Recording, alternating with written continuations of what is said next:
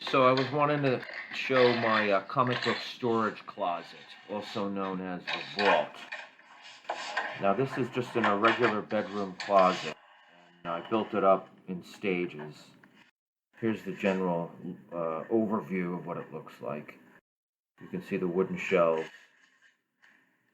made from all kinds of scraps of wood. Some of it was from old kitchen countertop, another bit from an old kitchen table. Now that poster there, I've had that since 1975. How it survived to this day, I do not know, but it is special to me because I got it when I was a kid.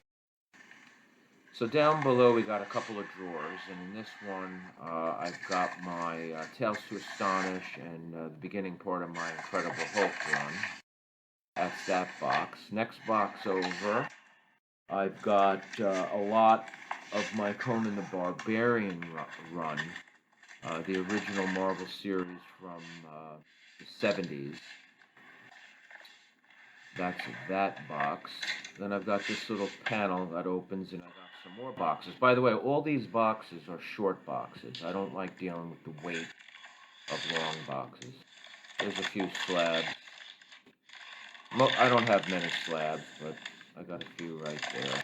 And there's some other ones packed away. So I got Avengers, Iron Man, Thor,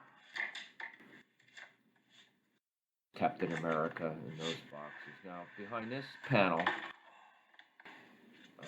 my sliding Batman panel. Picked that print up, ordered that on eBay some years ago. I got two more boxes in here.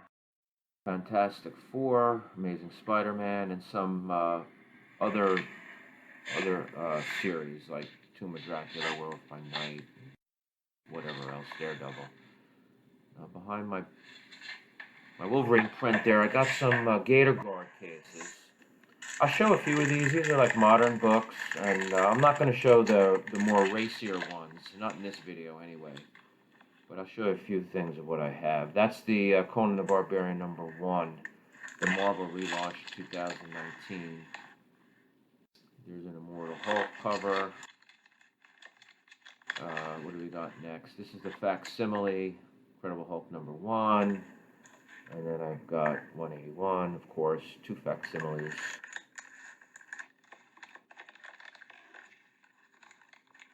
Now, this next one is a special book. I bought this off the newsstand back in 1976, and it held up pretty well. I mean, this has got to be at least a 7.5. Might even get an 8.0. I think it could get an 8.0. That's Nova #1. And I think that's all on. Oh, show one more. It's a recreation of Captain America Comics #1. That's a hell of a recreation.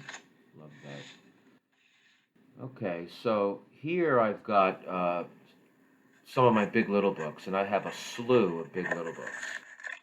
So these in front are some Flash Gordon Big Little books from the 30s and 40s. I got another row back there, and then actually one or two more in that cubby. And then right above that, I have more Big Little books. I'm just moving these Magic the Gathering cards, but I got some of these single ones in front, and then more plastic cases, 2 or 3 more rows of Big Little books.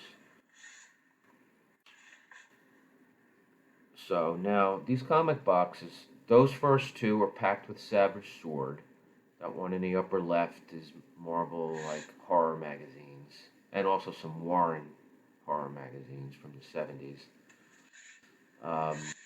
That box there is only semi-full of some new things I bought. That box is empty, and that box is empty. Short boxes, so I have a lot of room to grow. Now up here, got some other things. You see 2 omnibus editions. I have a few of them. This is interesting here.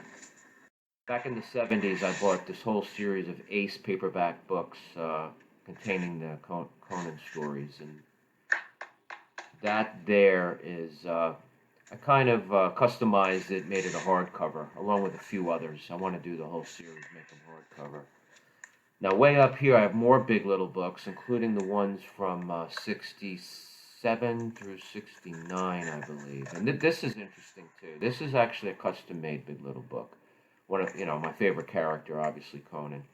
A short story I wrote. I printed it up and bound it up in a little book. And it's my own Big Little book, Conan the Barbarian, which they should have had originally, way back when, in my opinion. So there's a slew of other Big Little books, and that goes another level back. Now here we've got basically trade paperbacks, maybe another omnibus or two. This is a couple of levels deep. And that's really basically it. You see this wood here. That shelf was from an old kitchen cabinet. And I see my G.I. Joes. They're pretty cool. I had a lot of them back when I was a kid. And just to end with these two Corgi cars that also survived the 70s. I had that from, I don't know, 73 or 4, maybe 5, I don't know. But this one, I think, from 73. And it's still a little out of focus, but somehow these survived. God only knows how, but they did. And they're not too bad either. So this is the vault, and it's all my goodies.